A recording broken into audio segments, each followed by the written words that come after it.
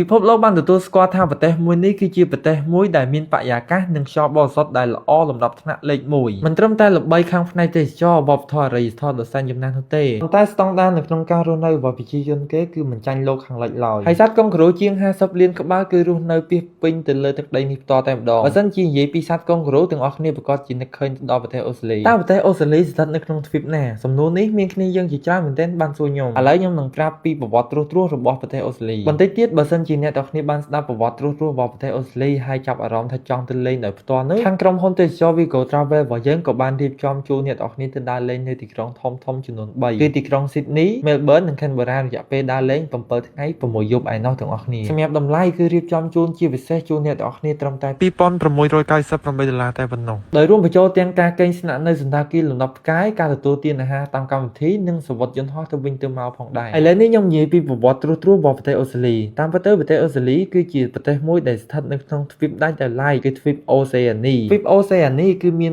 20ជាងប្រទេសទាំងអស់គ្នាប្រទេសមួយនេះត្រូវបានរកឃើញដោយជនជាតិអ្នករុករករបស់អឺរ៉ុបម្នាក់នៅក្នុងសតវត្សទី17ដែលរកឃើញដំបូងបំផុតនៅក្នុងឆ្នាំ1606ជនជាតិភាគតិចរបស់អូស្ត្រាលីបានរស់នៅលើទឹកដីមួយនេះអស់រយៈពេល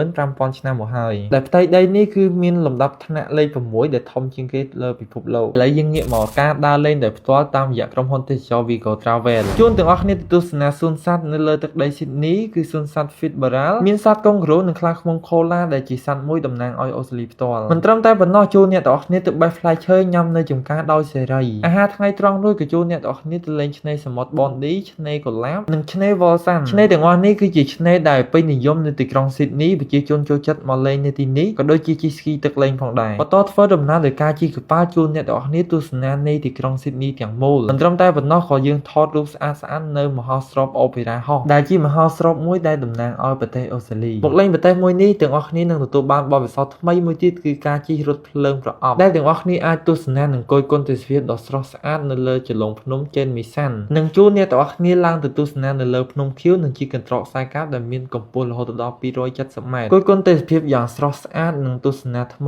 បងប្អូន3នាក់ដែលមាននៅក្នុងរឿងនិទានទៅកំសាន្តនិងថតរូបស្អាតៗនៅបឹង Griffin និងសួនច្បារដ៏ល្បីគឺសួនច្បារ Commonwealth កាន់មកដល់ថ្ងៃទី5ក៏ជួនអ្នកទាំងអស់គ្នាទៅទស្សនាខាងក្រៅនៅវិមានរដ្ឋសភានិងវិហារដ៏ល្បីដ៏សែនចំណាស់មួយនៅទីក្រុង Melbourne ក៏បន្តដំណើរជួនអ្នកទាំងអស់គ្នាទៅតំបន់ទីលានសហព័ន្ធ Federation ទាំងអស់គ្នាក៏អាចផ្ដិតយករូបភាពស្អាតៗនៅរថភ្លើងដ៏សែនចំណាស់មួយនៅ Follander បន្ទាប់ចេញពីនេះមកយើងក៏ជួនអ្នកទាំងអស់គ្នាទៅលេងឆ្នេរសមុទ្រ Brighton ដែលជាឆ្នេរមួយដែលពេញនិយមខ្លាំងនិងកន្លែងថតរូបស្អាតៗក៏ដូចជាផ្ទះឥន្ធនៈដែលមានពណ៌ចម្រុះអ្នកទាំងអស់គ្នាក៏អាចទទួលទានអាហារពេលល្ងាចនៅទីនេះផងដែរបន្ទាប់ពីបានទស្សនាវីដេអូបើសិនជាអ្នកទាំងអស់គ្នាចាប់អារម្មណ៍ចង់ទៅលេងទឹកដីអូស្ត្រាលីដោយផ្ទាល់ទាំងអស់គ្នាក៏អាចធ្វើការទំនាក់ទំនងនៅលើ description ដែលយើងបានដាក់ link Telegram ក៏ដូចជា chat ប្រកាន់ page ផ្ទាល់តែម្ដងអរគុណច្រើនជួបជាមួយខ្ញុំបាទនៅវីដេអូក្រោយៗទៀត